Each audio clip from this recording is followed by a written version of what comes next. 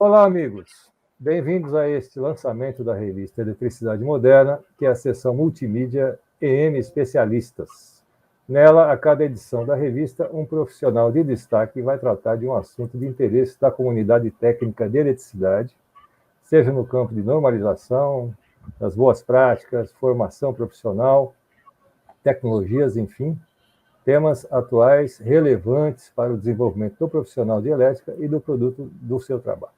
E além do artigo impresso, haverá na revista, na seção, em cada edição da revista, o formato inclui um vídeo e um podcast que vão enriquecer e ampliar o conteúdo. A partir do texto, texto impresso ou pela internet, você poderá acessar o vídeo e o podcast, e nestes também serão dados meios para acesso ao texto do artigo. Tudo para que o nosso leitor, nossos colegas, tenham a melhor experiência e a mais completa experiência possível. Portanto, acompanhe em cada edição de EM um novo artigo, vídeo e áudio, para que você também seja cada vez mais especialista.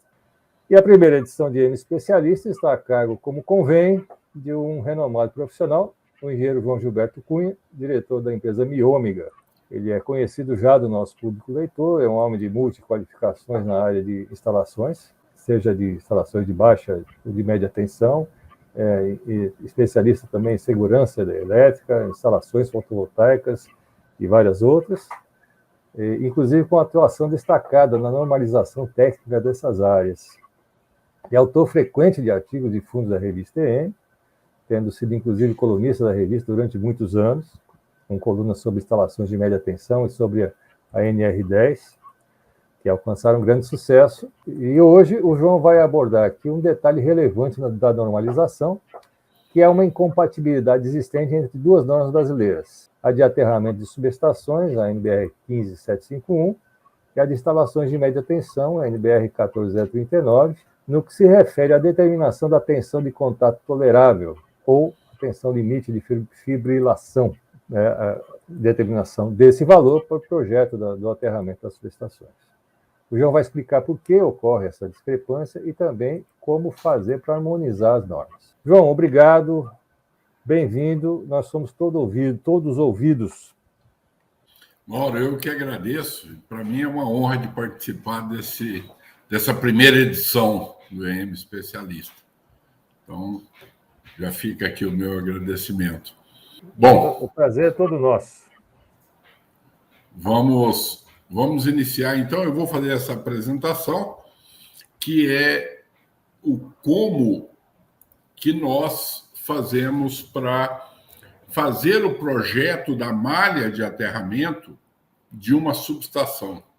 Para fazer o projeto da malha de aterramento, no capítulo 5.1 da 14039, ela especifica a máxima tensão de contato que a pessoa pode estar submetida. Então, a gente tem uma curva de tensão de contato por tempo. Então, a malha de aterramento, ela está vinculada à proteção contra choque.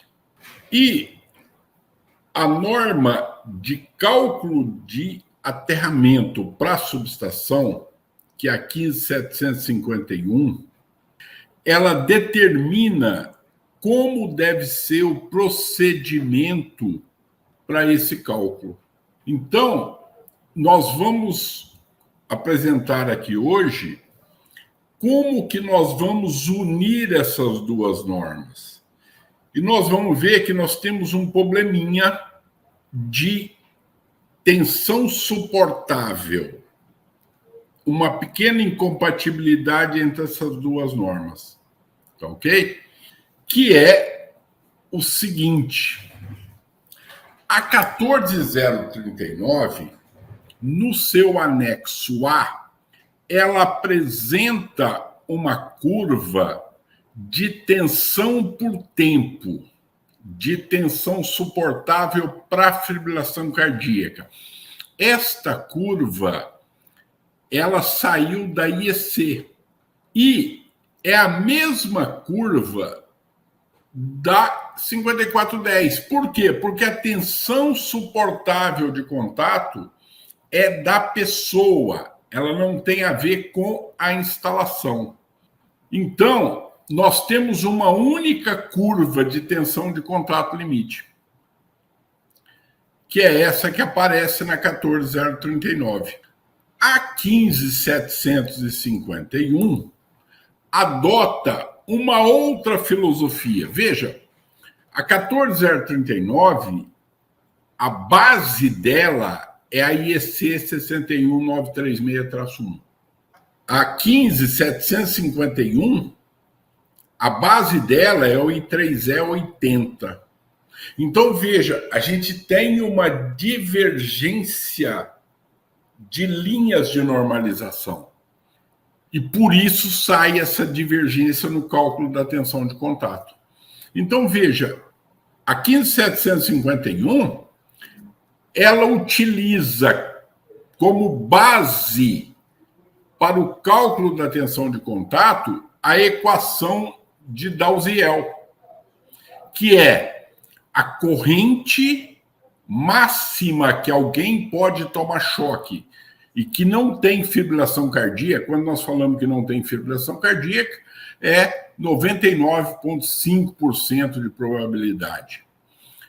A curva é: a corrente é igual a 1,116 dividido por raiz de t, aonde esse tempo é o tempo de desligamento do dispositivo de proteção que detetou a falta para a Terra, ou seja, do disjuntor ou do fusível.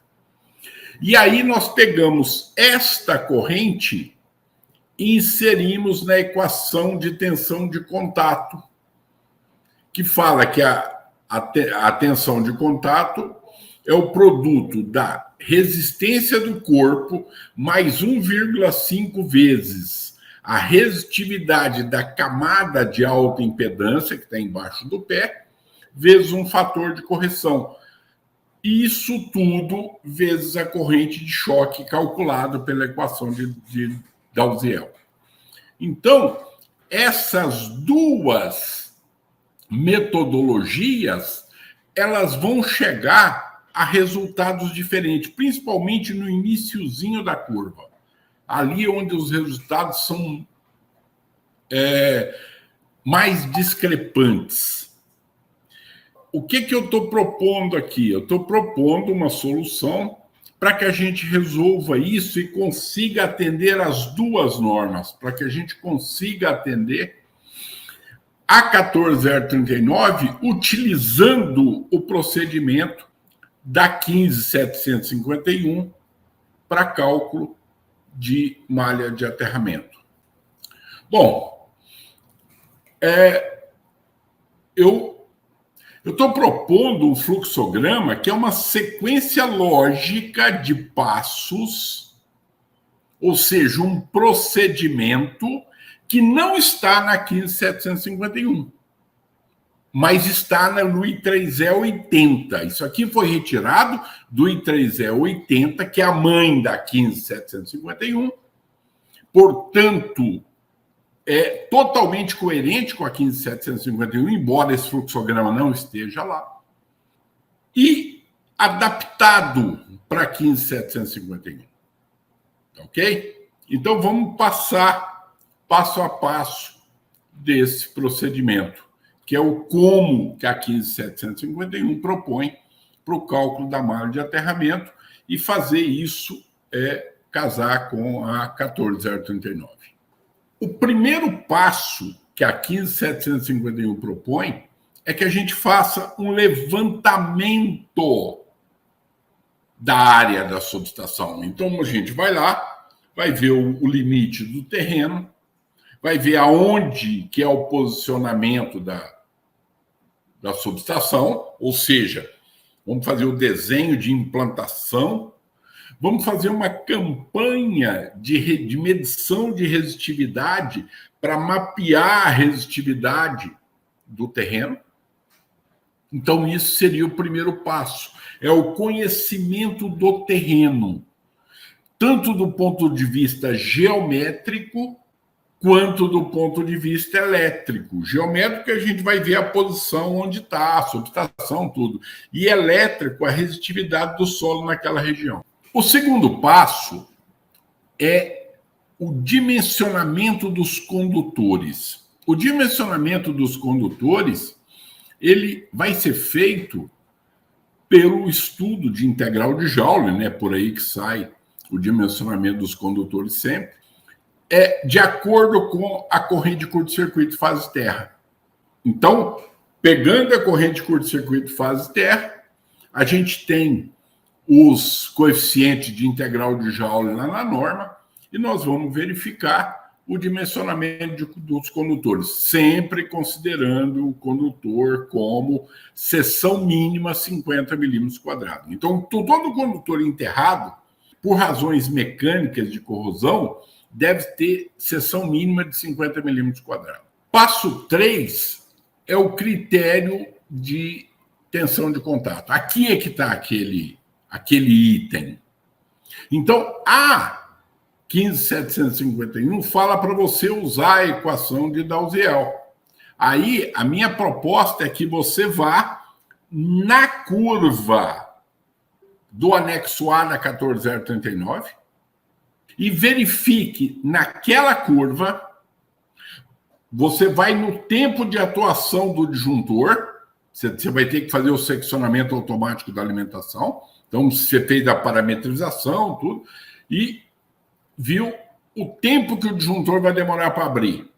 Aí você vai, pega a tensão de contato, e aí a tensão de contato tolerável é essa. Veja que aqui tem uma coisa muito importante. Isso que eu estou falando só vale para 14039, só vale até 36,2 kV. É uma aproximação que só vale até 36,2 kV. Isso não vale para tensões superiores, tá? Isso não vale para 88, para 138. Isso só vale para 13,8. E 34,5, ou seja, até 36,2. Ok? Passo 4, projeto inicial. A 14039 fala que o eletrodo de aterramento deve constituir uma malha sob o piso da subestação. No mínimo, um anel em volta, circundando o perímetro da subestação. Então, o que nós vamos fazer? Nós vamos fazer o mínimo. Então, nesse ponto inicial, a gente vai fazer o anel circundando o perímetro da edificação. Depois, o que nós vamos fazer? Eu tenho o layout da subestação, sei aonde vai ter transformadores, onde vai ter disjuntores. Naquele ponto, eu vou precisar acessar o aterramento com um condutor de proteção. Então, eu vou ter um cabo passando por aquele ponto ali. Então, eu vou fazer o projeto inicial com a malha o mais simples possível, inicialmente, com os cabos enterrados, primeiro o anel e depois perto dos equipamentos. Então, esse vai ser o projeto inicial. Passo 5. Baseado nos comprimentos dos condutores, somando todos os condutores, e a área que a subestação ocupa, então, baseado nesses dois critérios, a 15751 te apresenta uma equação para determinar a resistência de aterramento. Então, você determina a resistência de aterramento baseado na área da subestação e no comprimento total de condutores. Aí você tem o valor da resistência de aterramento. Sexto passo, você determina a corrente de malha. Veja, uma coisa extremamente importante, a corrente que vai provocar a elevação de potencial é a corrente que entra pela terra. Porque essa corrente que entra pela terra é que anda pela resistividade. E aí ela provoca a elevação de potencial. Então eu vou ter que calcular da corrente de falta. Por exemplo, quando a gente tem uma distribuição a 3 fios, toda a falta para a terra, ela vai para a terra mesmo. Quando você tem uma distribuição a 4 fios, toda a falta para a terra é dividido em 2 partes. Uma parte que volta pelo 4º fio, para a subestação alimentadora, e uma parte que vem pela terra. Então, eu preciso calcular esta parte que vem para a terra. Veja que se eu pegar a corrente total, eu vou sobredimensionar muito a malha. Então, eu tenho que calcular a corrente que vem para a terra, porque é essa corrente que provoca elevação de potencial. Passo 7. Eu vou fazer o produto dessa corrente que vai para a terra vezes a resistência de aterramento. Esse produto, o que é?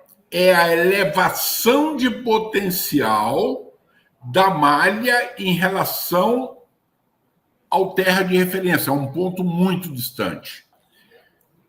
Agora, se esse produto for menor do que a tensão de contato suportável, veja, se esse produto for menor que a tensão de contato suportável, eu já cheguei na topologia da subestação. Veja, aquela topologia que eu fiz como projeto inicial, ele já é suficiente. Por quê? A elevação de potencial é a maior elevação de tensão que pode haver entre qualquer ponto. É esse ponto e o infinito. Então, entre 2 pontos próximos, ela vai ser maior também. Então, nesse ponto, a gente encerra o projeto. E o que nós vamos fazer? O que nós vamos fazer agora é complementar o projeto, colocando os condutores de aterramento, vendo se precisa de mais alguma haste, alguma coisinha, e o projeto está pronto. Eu vou detalhar o projeto. A topologia dele está pronta. Agora, vamos imaginar que essa elevação de potencial seja maior do que a tensão de contato. Então, o que eu tenho? A tensão de contato tolerável. O que eu tenho que fazer? Eu tenho que calcular a tensão de contato. Então, a 15751 me dá a fórmula para calcular a tensão de contato. Eu calculo a tensão de contato e agora eu verifico se a tensão de contato, que tensão é essa? É a tensão que aparece no centro da malha. Imagina que eu tenho uma malha de 3x3, ela aparece no centro da malha, entre o centro e a periferia. É essa equação que a gente tem para determinar a tensão. É o que eu costumo chamar de tensão de malha. Essa terminologia não tem na 15751, mas ela tem no I3E80. Então, eu fazendo uma tradução literal do inglês, eu chamo isso de tensão de malha. O que é? É a maior tensão de contato calculada nessa região. Pode ter um ponto que é um pouquinho maior? Pode. Mas, normalmente, esse é o maior. Então, a gente calcula esse ponto, que é o centro do mesh da malha. Eu calculo a tensão de contato ali e verifico se ela é menor do que a tensão de contato suportável. Se ela for menor que a tensão de contato suportável, está ok. Termino o projeto, vou fazer os detalhamentos. Agora, vamos supor que ela não é menor, que ela é maior. Ou seja, a minha malha ainda não é suficiente para atender os critérios de tensão de contato. Então, como é que eu vou fazer? Eu vou diminuir o mesh da malha. Eu vou diminuir a distância entre condutores e vou fechar mais a malha. E aí eu vou ter uma tensão de contato um pouco menor. Dependendo da situação, eu posso colocar mais hastes de aterramento. Então, veja, eu tenho como trabalhar isso colocando hastes, aumentando o número de cabo, eu posso acertar e reduzir a tensão de contato. Então, eu refino o projeto. No passo 10, eu refino o projeto e começo tudo de novo. Calculo a resistência de aterramento, multiplico a resistência de aterramento pela corrente de malha. Aí eu pego e verifico se essa elevação de potencial é menor do que a tensão de contato limite. Não é. Muito possivelmente, na segunda passagem, não vai ser. Porque não foi na primeira, na segunda, possivelmente não vai ser. Aí eu vou comparar o quê? A tensão de contato tolerável com a tensão de malha, de novo, que a malha foi alterada. Se tiver ok, termino. Se não, eu vou fechando e vou ajustando para que eu tenha uma malha que atenda os requisitos da 14039. Ok? Então, desta forma, o que nós fizemos? Nós unimos a 15751 com a 14039.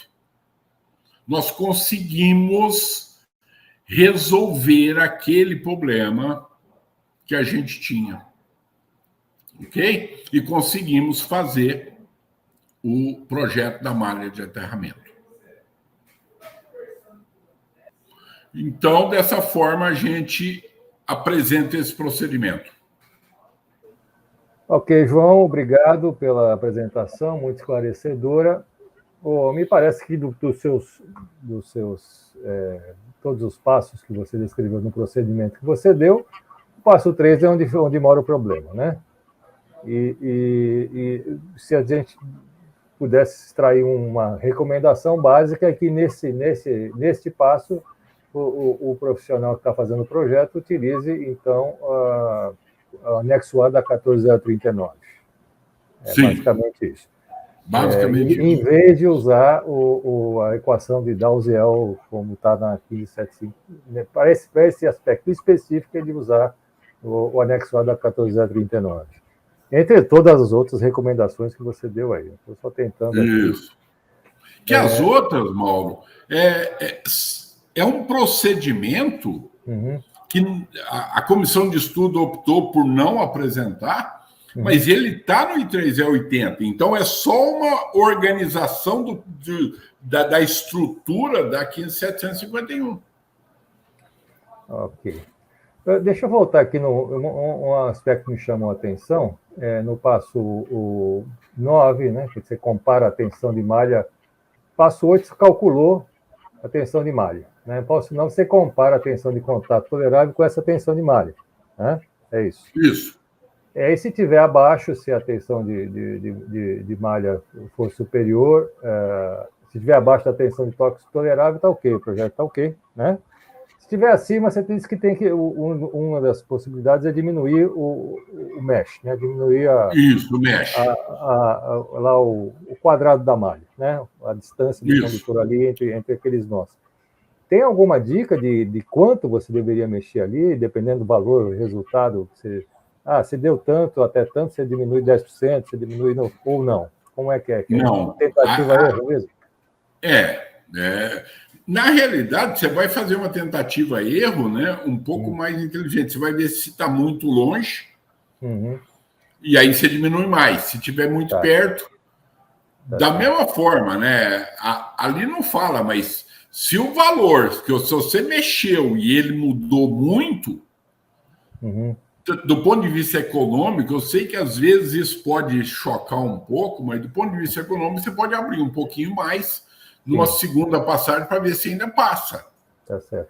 É isso que eu estava pensando, porque de repente, se o cidadão diminuir muito, você vai gastar mais, vai fazer uma malha mais cara. Né? Então, é isso que eu estava pensando. A questão é otimizar isso, né? Investimento com a segurança, né? Você compatibilizar. Exatamente. A gente tem que resolver essa solução de compromisso entre segurança e custo. Tá bom. Outra coisa que eu ia te perguntar é o seguinte: você disse que, nesse caso, como eu citei anteriormente, a gente adotar, o projetista adotar, então, a curva dada na 14039 e também na 5410, né, como você bem mencionou, na determinação da tensão de contatos tolerável. né? Mas isso é só até que, por exemplo, se uma hora a normalização a 15751, perdão, ela vai ser revisada, né? Porque tem essa discrepância, ela precisa ser sanada. Enquanto isso não acontece, você está recomendando, então, esse procedimento. Se adote, então, a 14039, lá o anexo A. A pergunta que eu faço para você é a seguinte. Existe uma norma IEC de aterramento de subestações de alta tensão? Não tem? Então, para ser usada como base para a revisão da 15751? Não tem? Não tem. Então, esse foi o problema. Quando a comissão estava elaborando isso, que foi no início dos anos 2000, né, na primeira década, não existia norma IEC e não existia nada parecido. Então, a norma mais antiga e muito possivelmente a mais famosa é o I3E80. A comissão fez uma escolha certa, é o que se tinha na época.